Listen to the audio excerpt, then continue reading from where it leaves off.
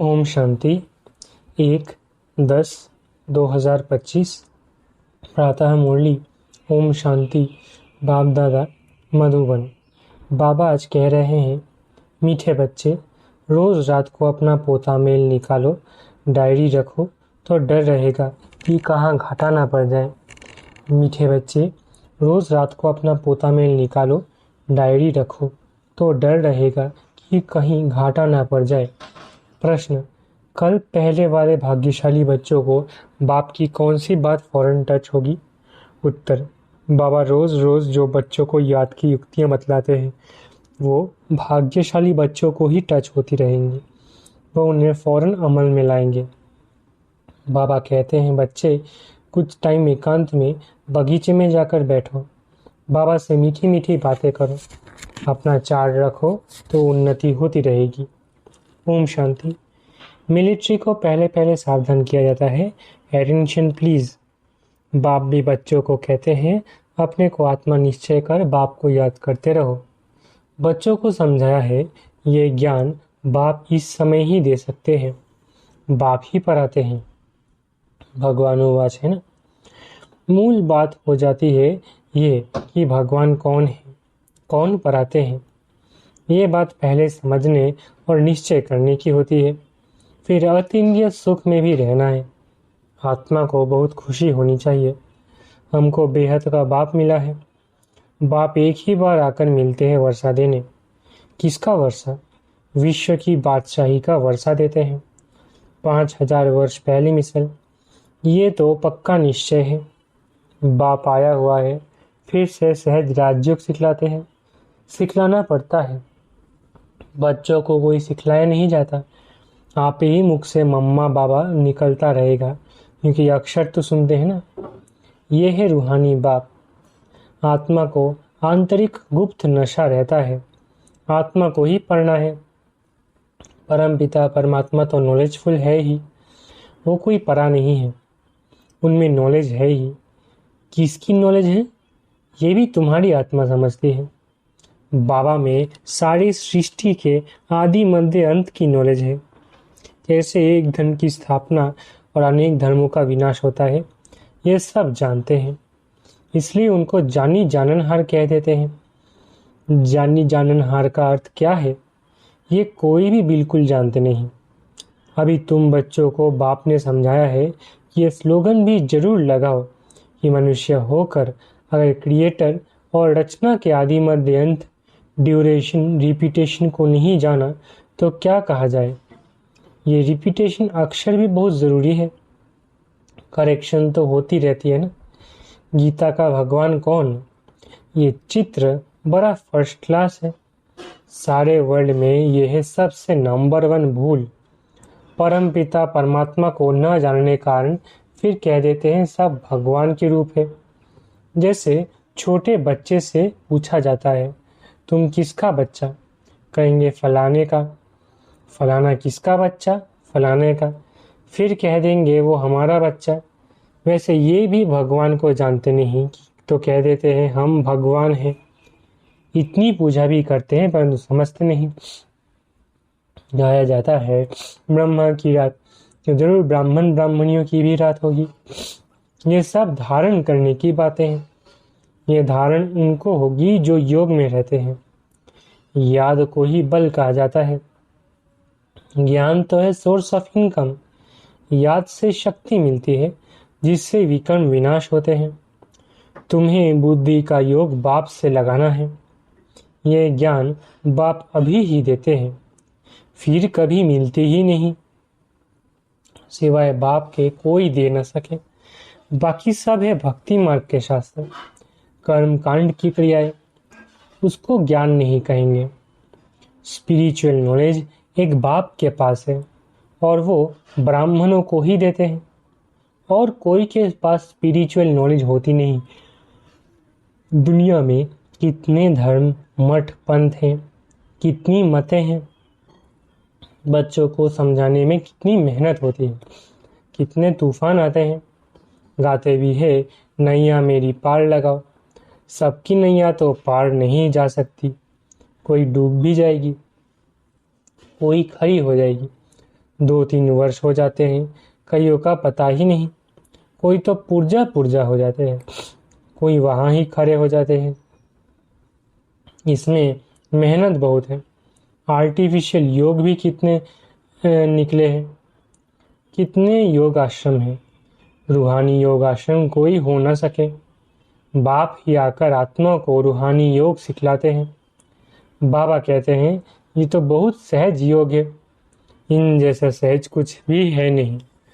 आत्मा ही शरीर में आकर पार्ट बजाती है। 84 जन्म मैक्सिमम है, बाकी तो कम कम होते जाएंगे। ये बातें भी तुम बच्चों में कोई की बुद्धि में है। बुद्धि में धारण बड़ा मुश्किल होती है। पहली बात समझाते हैं, कहाँ भी जाते हो तो पहले पहले बाप का परिचय दो। बाप का परिचय कैसे देवे, इसके लिए युक्ति रची जाती है। वो जब निश्चय हो तब समझे बाप तो सत्य है। जरूर बाप सत्य बातें ही बताते होंगे। इनमें निश्चय नहीं लाना चाहिए, इनमें संशय नहीं लाना चाहिए। याद में ही मेहनत है। इसमें माया ऑपोजिशन करती है, घड़ी घड़ी याद भुला देती है। इसलिए बाबा कहते हैं चार्ट लिखो, तो बाबा भी देखे कौन कितना याद करते हैं। 1/4% भी चार्ट नहीं रखते। कोई कहते हैं हम तो सारा दिन याद में रहता हूँ। बाबा कहते हैं ये तो बड़ी मुश्किल है। सारा दिन रात तो बांधीलिया जो मार खाती है, रात याद वही याद में रहती होंगी। शिव बाबा कब इन संबंधियों से छूटेंगे। आत्मा पुकारती है, बाबा हम बंधन से कैसे छूटे। अगर कोई बहुत ही याद में रहते हैं तो बाबा को चार्ट भेजे। डायरेक्शन मिलते हैं, रोज रात को अपना बोता मेल निकालो, डायरी रखो। डायरी रखने से डर रहेगा हमारा घाटा ना निकल आए। बाबा देखेंगे तो क्या कहेंगे, इतने मोस्ट बिलवेड बाबा को इतना समय ही याद करते हो। लौकिक बाप को, स्त्री को तुम याद करते हो, मुझे इतना थोड़ा भी नहीं याद करते हो। चार्ट लिखो तो आपे ही लग जाएगी। इस हालत में मैं पद पा नहीं सकूंगा। इसलिए बाबा चार्ट पर जोर दे रहे हैं। बाप को और 84 के चक्र को याद करना है तो फिर चक्रवर्ती राजा बन जाएंगे। आप समान बनाएंगे तब तो प्रजा पर राज्य करेंगे। ये है ही राजयोग। नर से नारायण बनने का एम ऑब्जेक्ट यह है। जैसे आत्मा को देखा नहीं जाता, समझा जाता है। इनमें आत्मा है, ये भी समझा जाता है। इन लक्ष्मी नारायण की जरूर राजधानी होगी। इन्होंने सबसे जास्ती मेहनत की है तब स्कॉलरशिप पाई है।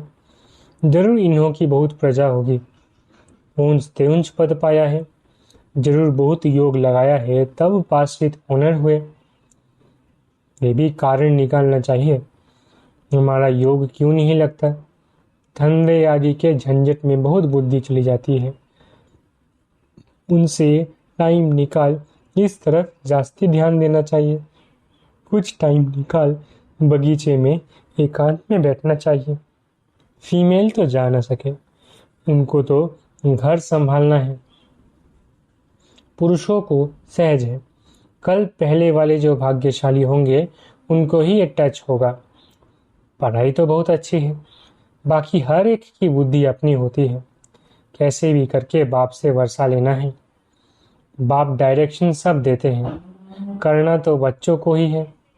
बाबा डायरेक्शन देंगे जनरल, एक एक पर्सनल भी आकर कोई पूछे तो राय दे सकते हैं। तीर्थों पर बड़े बड़े पहाड़ों पर जाते हैं तो पंडे लोग सावधान करते रहते हैं, बड़ी मुश्किलात से जाते हैं। तुम बच्चों को तो बाप बहुत सहज युक्ति बताते हैं। बाप को याद करना है, शरीर का भान खत्म करना है। बाप कहते हैं मुझे याद करो, बाप आकर नॉलेज दे चले जाते हैं। आत्मा जैसा तीखा रॉकेट और कोई हो नहीं सकता। वो लोग मून आदि तरफ जाने में कितना टाइम वेस्ट करते हैं। ये भी ड्रामा में नूंद है। ये साइंस का हुनर भी विनाश में मदद करता है। वो है साइंस, तुम्हारी है साइलेंस।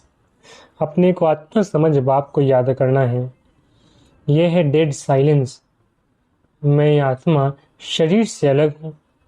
ये शरीर पुरानी जुत्ती है। सर्प कछुए की मिसाल भी तुम्हारे लिए है। तुम ही कीड़े जैसा मनुष्य को भूम कर मनुष्य से देवता बनाती हो। विशेष सागर से क्षीर सागर में ले जाना तुम्हारा काम है। सन्यासियों को ये यज्ञ तप आदि कुछ भी करना नहीं है। भक्ति और ज्ञान है ही गृहस्थियों के लिए। उन्हों को तो सत्युग में आना ही नहीं है। वो क्या जाने इन बातों से। ये भी ड्रामा में नूंद है इस निवृत्ति मार्ग वालों की। जिन्होंने पूरे 84 जन्म लिए हैं वही ड्रामा अनुसार आते रहेंगे। इसमें भी नंबर 1 निकलते रहेंगे। माया बड़ी प्रबल है। आंखें बड़ी क्रिमिनल है। ज्ञान का तीसरा नेत्र मिलने से आंखें सिविल बनती है।